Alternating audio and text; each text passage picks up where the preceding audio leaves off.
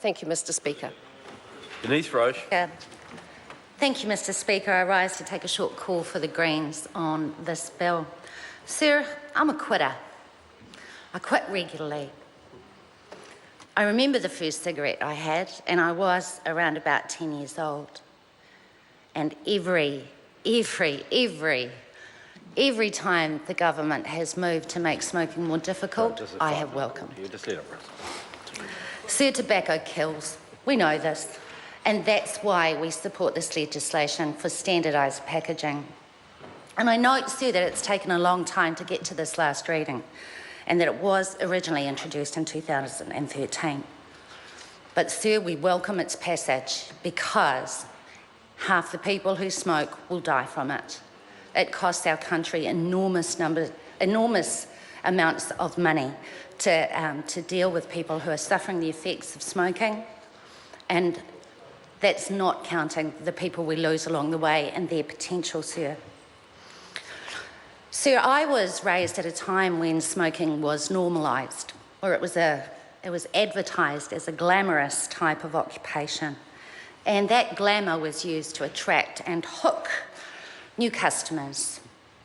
The tobacco industry has to attract new customers. Of course they do, because half of those customers die. So, sir, I'm a quitter. I keep quitting. Over 40 years I've quit many times, and over 40 years I go back to smoking.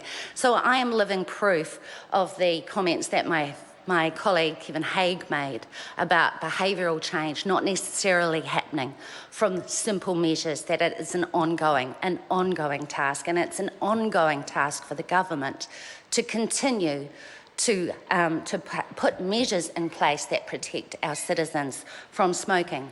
Because, sir, the tobacco industry needs more customers, and so our job is to protect our citizens from dying, and that means we need to reduce the number of customers that the tobacco industry hooks.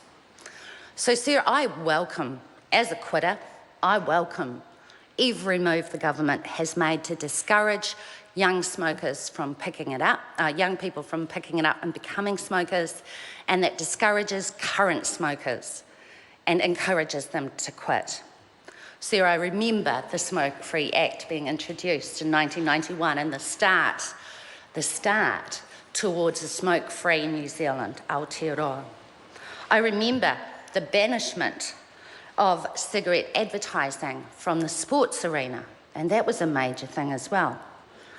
I remember and I support the introduction of graphic images and messages stating the reality of what happens to a smoker's body and having those images on the cigarette packets. I absolutely support that.